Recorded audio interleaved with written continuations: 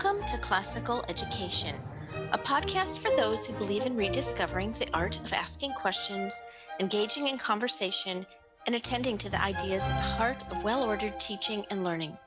I invite you to join me on a journey in pursuit of the true, the good, and the beautiful as a participant in the great conversation, and listen to the many voices coming from the world of classical education.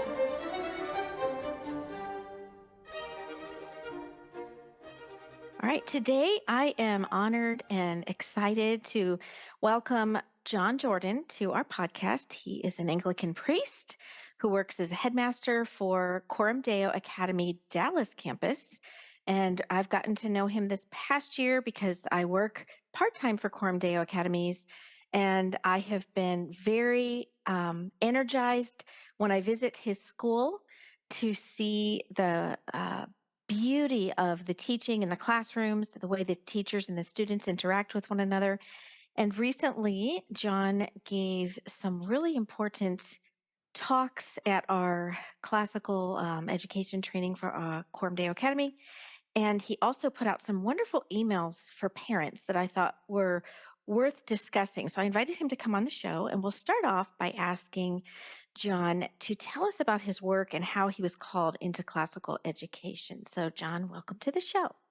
Thank you. I'm really happy to be here. I think, like many people, I found my way, in a sense, through the back door into classical Christian education.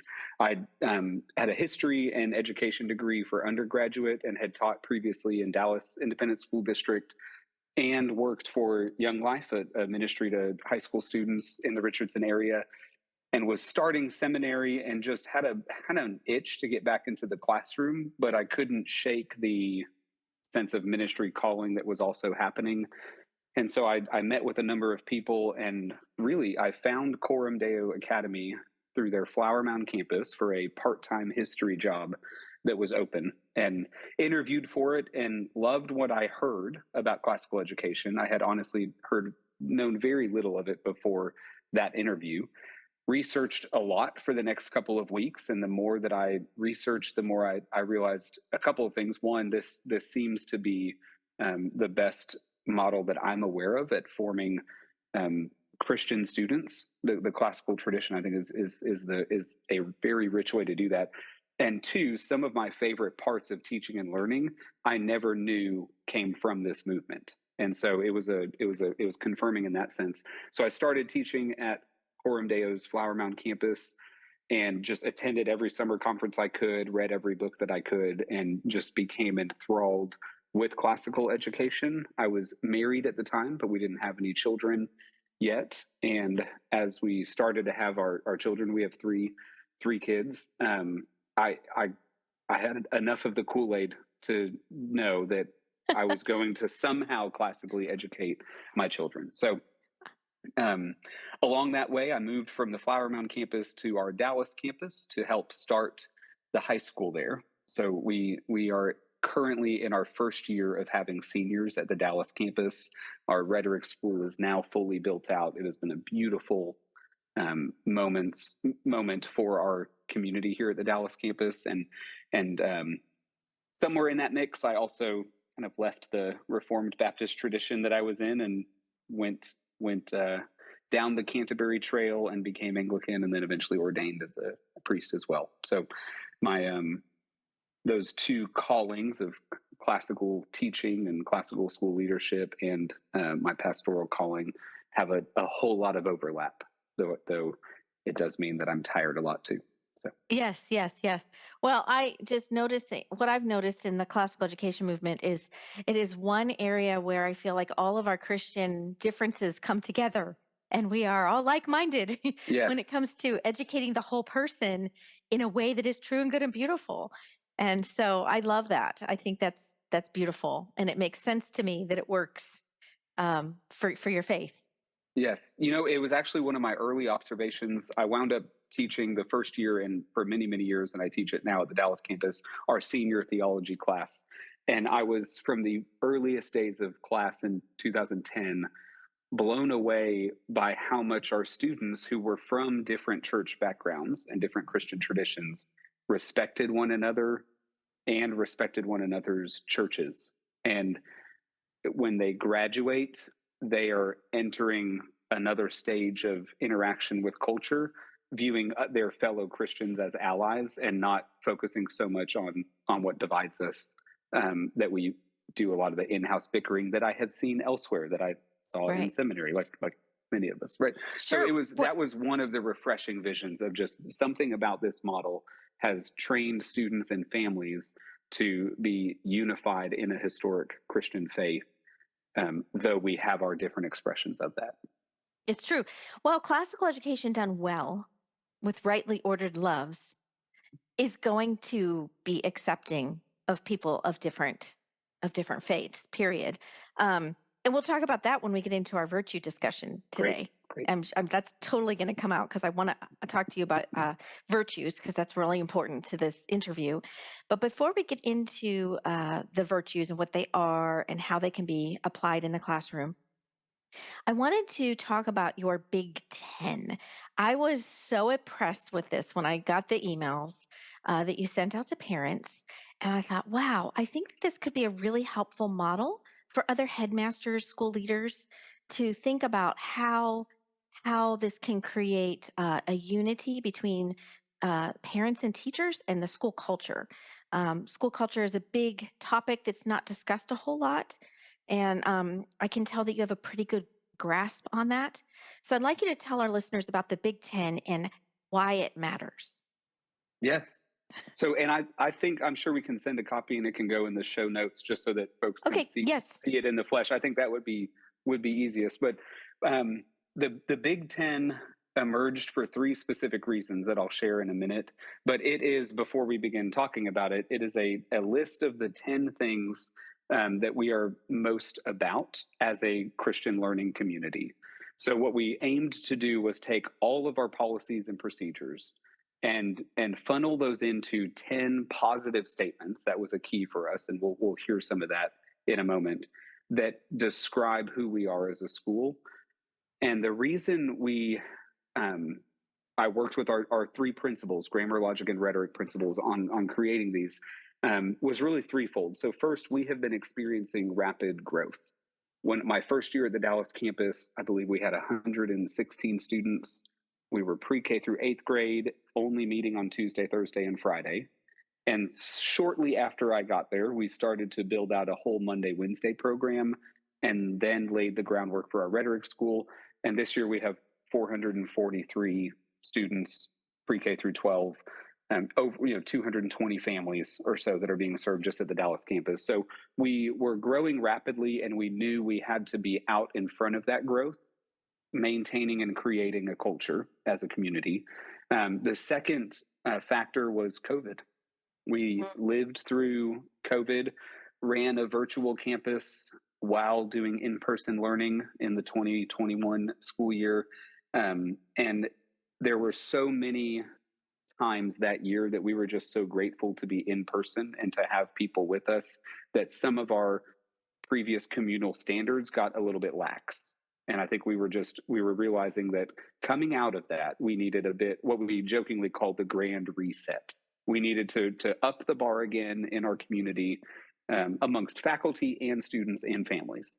And then the third factor was, we, with that growth, had brought in a new kind of group of administrators that I'm so pleased with. Could not be more pleased with who God has brought our way to help lead this growth. But we needed to make sure that we were all on the same page. So we spent a summer doing this activity of creating what are the 10 big things for our community, stated positively, that each could then link to specific policies if we needed to. And we needed to make sure that our leadership team was unified around that. And then we shared this with all families. That first year we introduced this a year ago, we had a required all families meetings. We had 3 or 4 of them set up, and all the principals got up and talked through these things.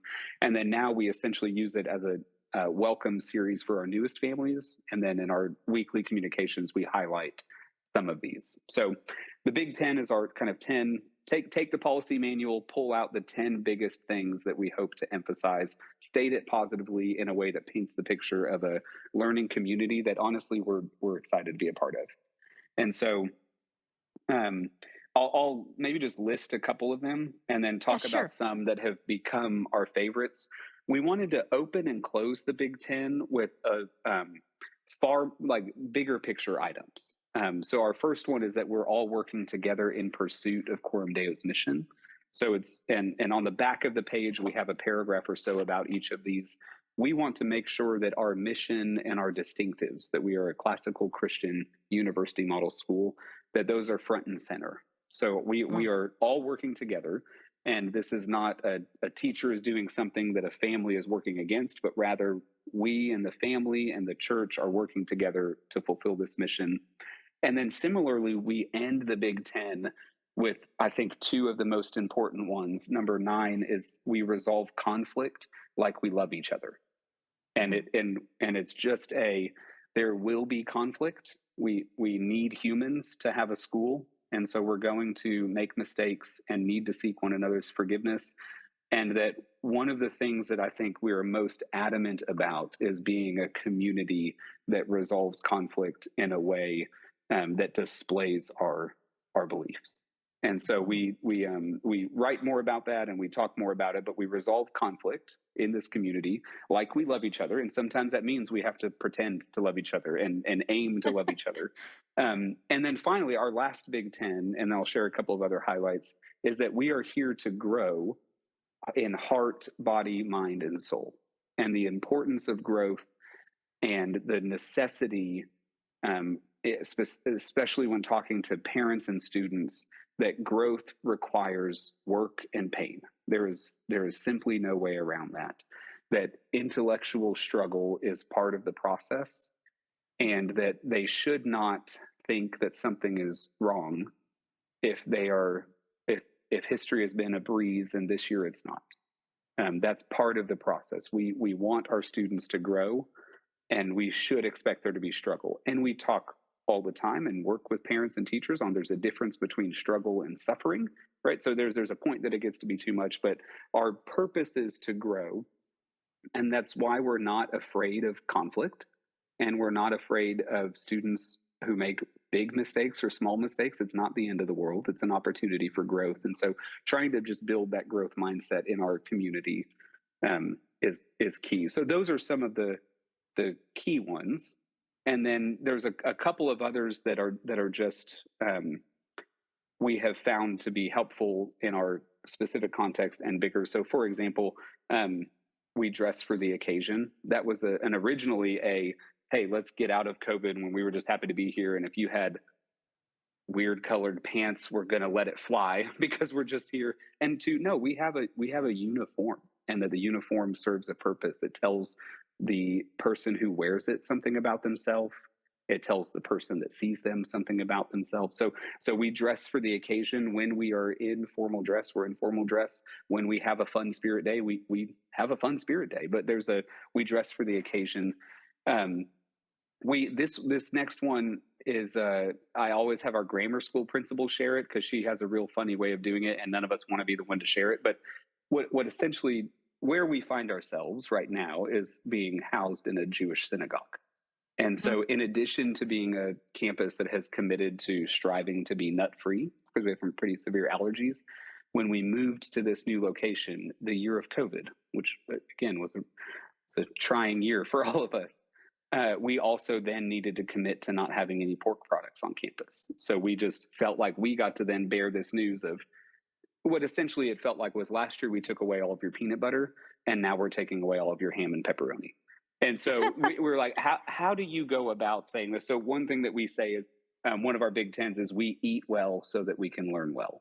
And we that's the section where we talk about our food restrictions, yes, but also we pack a meal that actually has some protein in it, because in the middle of the day we need a good healthy meal for that. So there's some pithy ones like that where everybody knows in a sense that is code for don't bring pork or shellfish on campus, but we're trying to state it in a more positive way.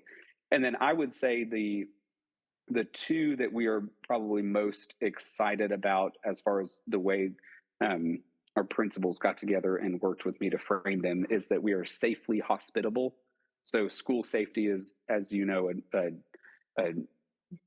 just incredibly important and Yes. timely Yes. concern, and safety is just incredibly important, as is hospitality. And so as we go about all of our safety concerns, what is the safest way that we can be known for our hospitality? So that section, we're safely hospitable. We didn't want to just be the safest place on earth.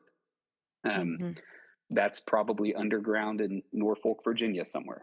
But we do want to be safely hospitable. And then the big one that I think has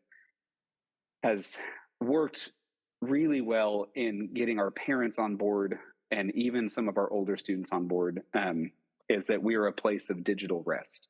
That's the way that we frame that there are no cell phones out and about during the school day. This is a time and a place where the distractions of notifications and social media and whatever else comes with a smartphone are put to the side. And I have been beating that drum for about a decade, and I will say it has been hardest to convince parents of that. Students put up an initial fight and they say, we want our phones. They actually don't. They feel the need to fight, but they are overwhelmingly stressed by everything the smartphone offers them, and they want it gone. They just don't want to tell you that they want it gone. What has been heartbreaking is that it's the parents that has been one of the hardest struggles. They want their kids to have the phone, and so this, I think, phrasing it like this and harnessing the research about smartphones and attention spans and addictions and depression and all of the above, we've been able to capture by describing this as a place of digital rest. And I think that's language that parents get and understand, and that students eventually get and understand as well. That's very interesting. It kind of surprises me that parents would want their kids to have smartphones at school. Yes, and I don't, there are plenty that are leading the charge on throw them all away, don't ever give them back. But it's just I think it is we are, and I'm in the generation of since I could drive, had a cell phone. We're just so used to being able to yeah. text, hey, you're going to practice, go at this time, and the only Uh-huh. place that is telling them you can't do that is the school, because at church they have it Sure. out, at their jobs they have it out, everywhere they have it out. So that way it was just a little bit of a challenge, and just reminding them that humans have gotten along without cell phones, and For the students can thousands of come to the years. desk at any moment, and we even let them, you can even take out your own phone and call your parents, because I know you probably don't have their number memorized, but it needs to be done at the desk and at a time and at a place. And so that has been these have been helpful in, I think, the stating them positively. We were probably 2 weeks into the process before it clicked that's going to be the way to go, because a list of 10 no-nos Mhm. um, was not going to be what this community needed at this time to Right. stay unified and have a culture and recover from COVID in that sense. So Yeah, no, I think the Big Ten is brilliant, and I'm excited that we're going to put it in the show notes because I think it will be very helpful to a lot of headmasters, school mhm. leaders, to consider doing something like this for their own school as well. I think it's brilliant and very well articulated. It's been put together very, very beautifully. It's very well done. Well, thank you. Yes. The other question I have, because I really want to focus on headmasters and helping them in this episode, how can you, on a real practical level, uh, encourage headmasters of classical schools to support their staff and their families who enroll in a classical school? Yeah. Well, I have some things that I either try to do that I think might fit the bill, or that I really want to try to do. There are every profession has so so much going on behind the scenes that it's hard, that we don't always see. Um, a headmaster is no different. Mhm. There is nobody on a campus that knows all that goes on, um, big and small.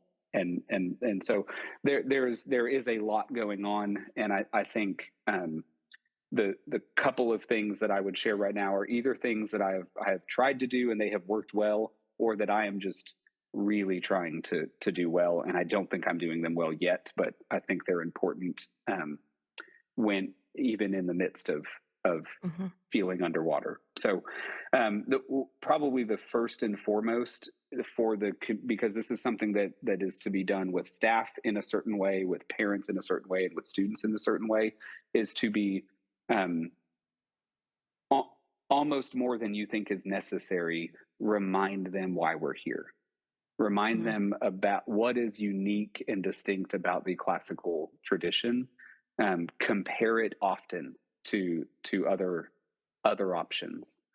We tell our families in previews when potential families are visiting the school that there are a lot of ways to educate your child that are easier than this one, and you'll actually still finish with a child, and they'll learn some things, and so there are easier models. This is the harder way, and we think it's worth it, but you've got to know it's the harder way, and you've got to know why. So I think the more we can educate families on what we mean by classical, I think more people, and I'm in this boat too, all of us are to some extent, more people are drawn to classical education than fully understand what it means to be Oh, educated for classically. And that's a sure. perennial Yes. problem, and as it should be. Ah, That's that's just a why I have good this podcast. exactly, right? And that's a good sign. If we could plumb the depths of the tradition in a podcast, then it's not a very worthy tradition. So it's a good thing, but there's constant things to do. So some ways that we do that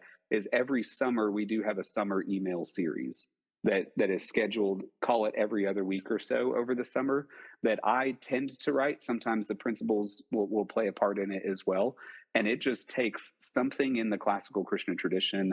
And while there's a break from the busyness of school life in the summer, it kind of gives these emails to families that they read or they file away to read when they're on vacation.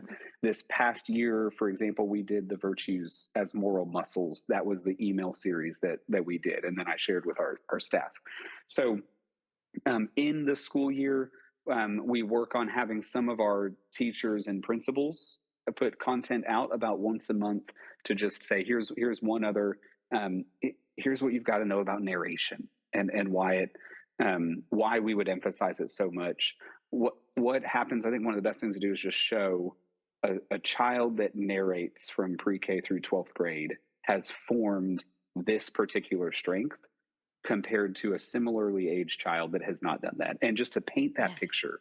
Yes. And we share articles. It's 5 or 6 years ago now, but there's a great article in the Washington Post from somebody fairly high up at a tech company that basically said, we don't need more folks entering STEM majors. We need more liberal arts undergrads joining the STEM workforce. And I've read similar articles for accounting and all. They're like, you don't need a 4-year degree to learn basic accounting.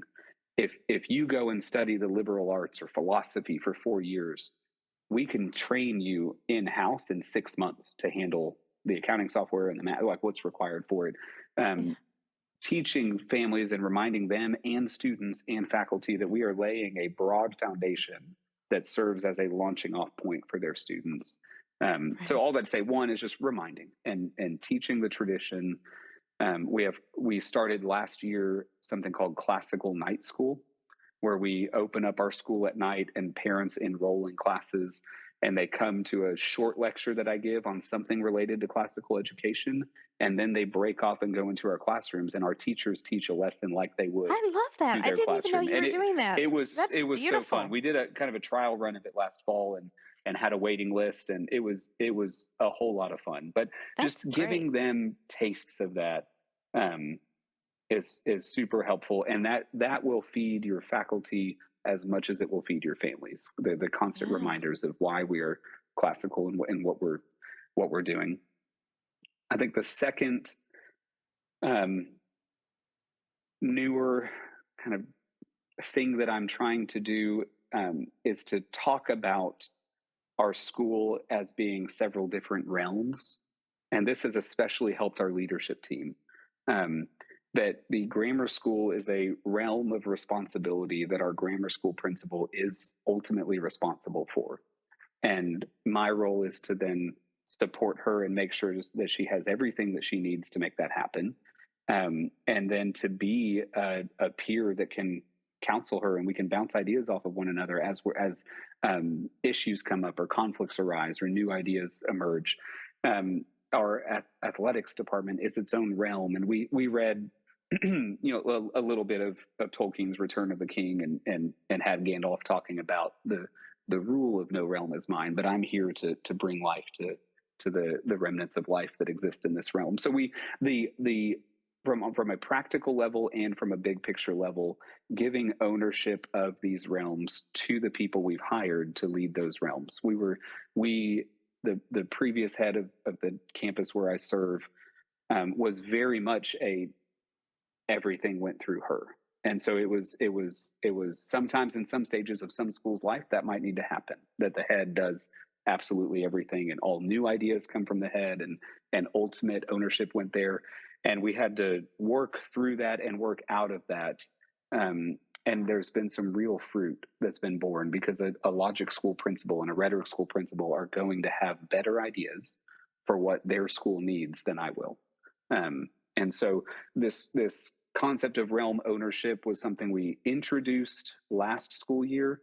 And then this past summer, after a year of using that language, each of those realm leaders were given a strategic planning packet that they kind of went off for a day or so and worked through, that asked them to articulate a vision for their realm, and what are the 3-year and 5-year goals, what this year do they want to implement that's new, what's that exciting idea that they want to do now but should probably wait a year or two to do, that sort of thing. And then I just had the joy of meeting with all of them and hearing their great ideas. And I kick them off campus twice a month, each for an hour. They have to go to a coffee shop where there are fewer interruptions, and work through that strategic planning. In the summer, when you had a moment, you wrote that you wanted the school to look like X.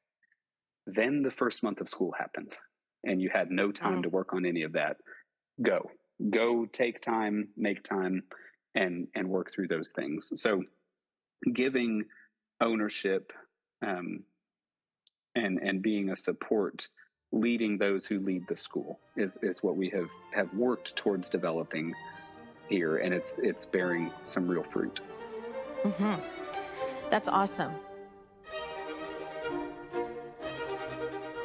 I'd like to take a quick break from this conversation to make our listeners aware of a new series of introductory webinar-style courses. These one-hour courses are designed to help parents and teachers become familiar with the liberal arts tradition. If you would like to know more about classical education and experience the joy and the beauty of this tradition, join us for our Snapshot series. Currently, our snapshots of the great conversations, as well as snapshots of the literary tradition, are open for registration. Each class is a standalone class and is only 1 hour. Take one or take them all.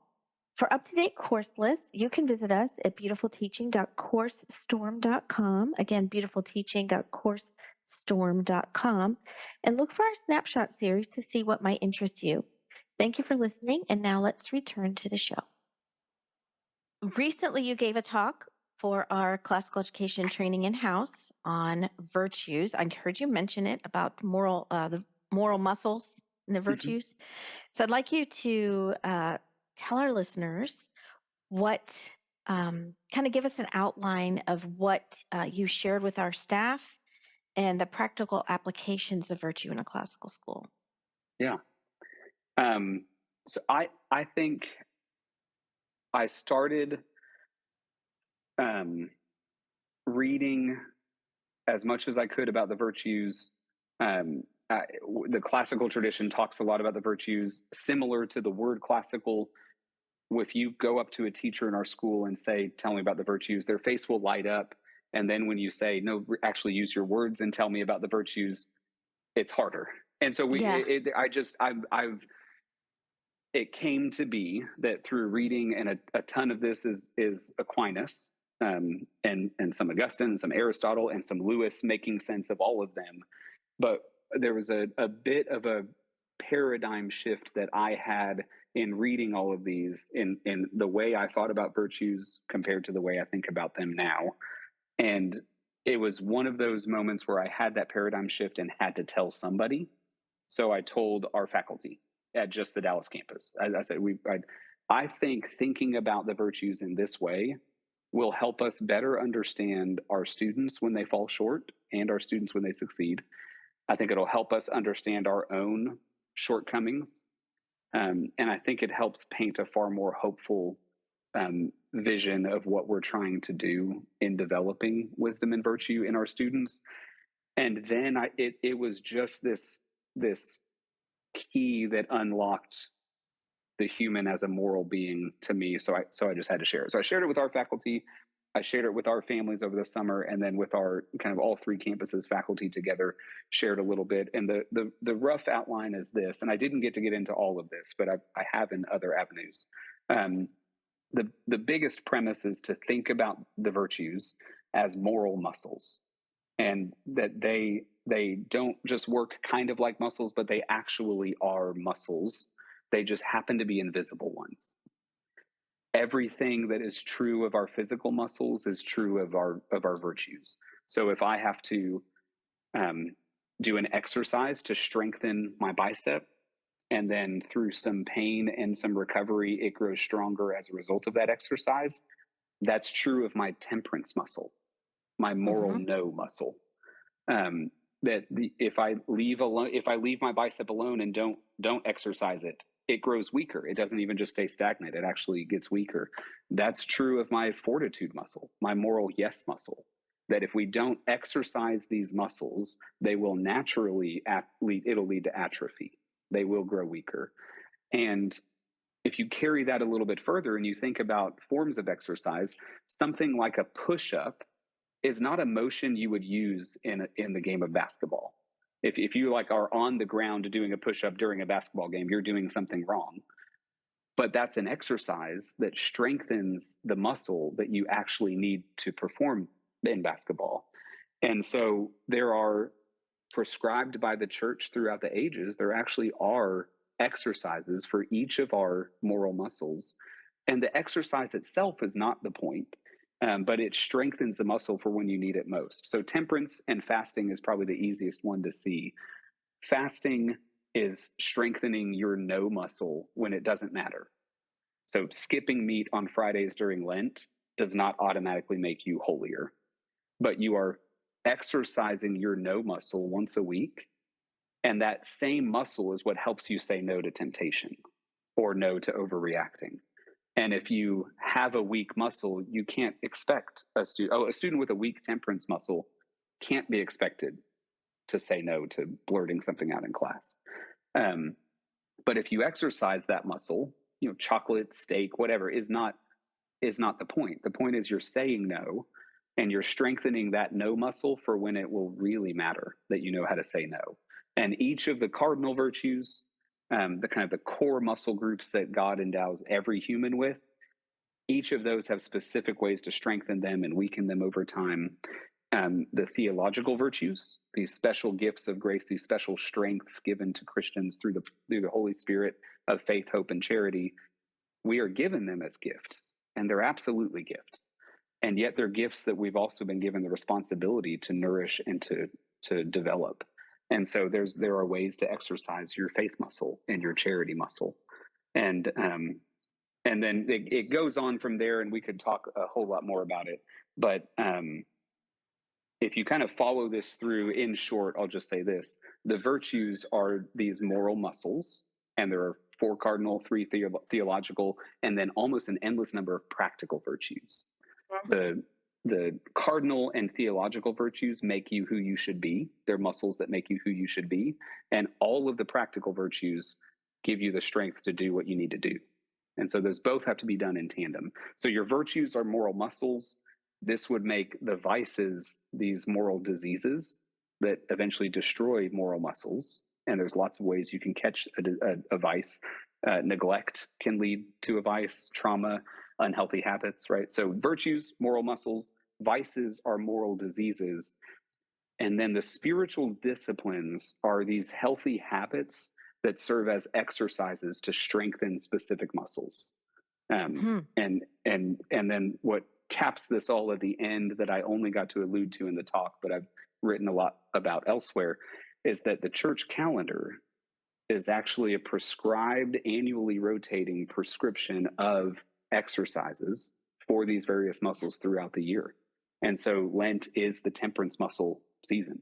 And if you follow but there's also a number of other fasting seasons and feasting seasons. And if you kind of walk through the church calendar, which is simply a reliving of the life of Jesus every single year, Mm-hmm. then you are exercising all of the muscles that makes a whole human being, and you're doing that in the footsteps of Jesus, the whole human being, and his life and ministry. So that was way more of a nutshell than I'm comfortable with, but that's the a framework for thinking about the moral muscles that has led to wonderful conversations with students and parents and fellow teachers who have it just lets you see the human as a moral being in a way that it's okay. I don't have to get so mad at this fifth grader that cannot stop blurting out, but I can introduce a 1 minute let's exercise our moral no muscle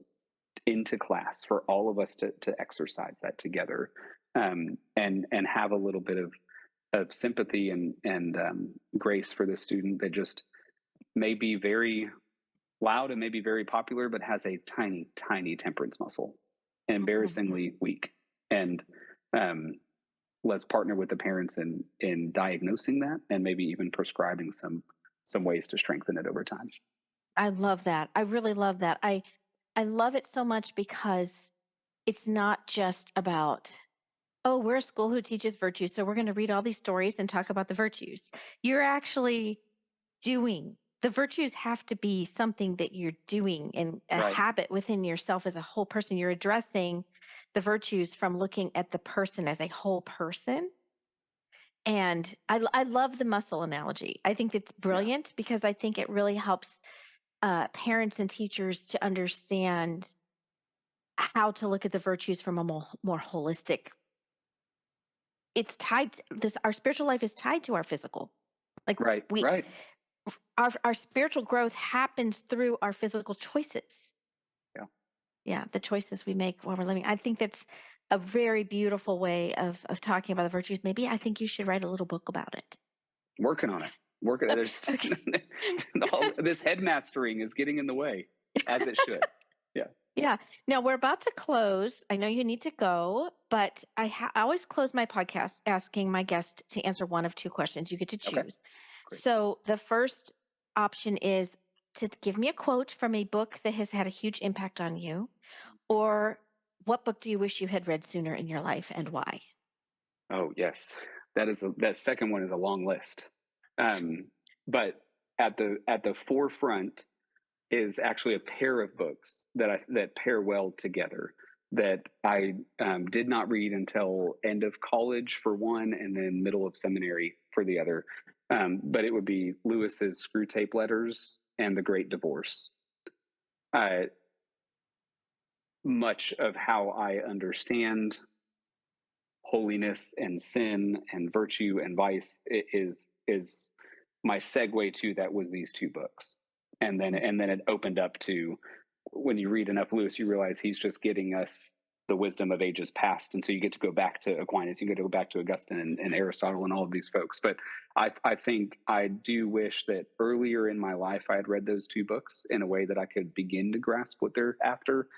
I think they're fascinating in the sense that Screw Tape Letters uses hell as a setting to teach us about virtue, and The Great Divorce uses heaven as a setting to teach us about vice.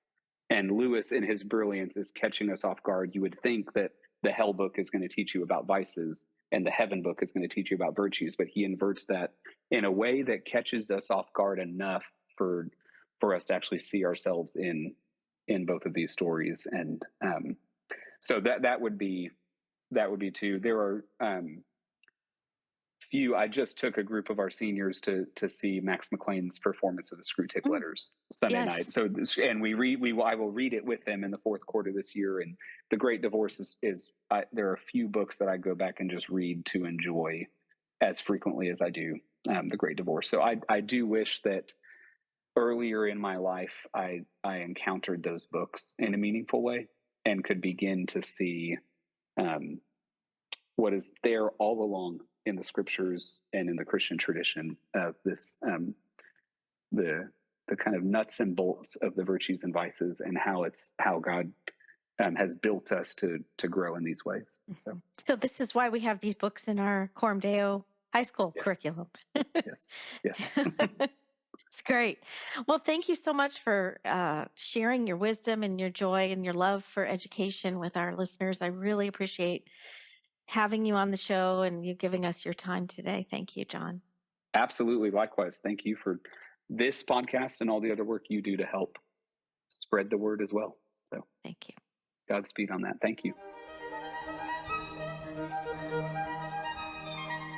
Thank you for listening. You can get involved in a few ways. There's a Facebook page where we actively discuss the ideas around classical education. You can find us on Facebook at facebook.com/groups/classical education.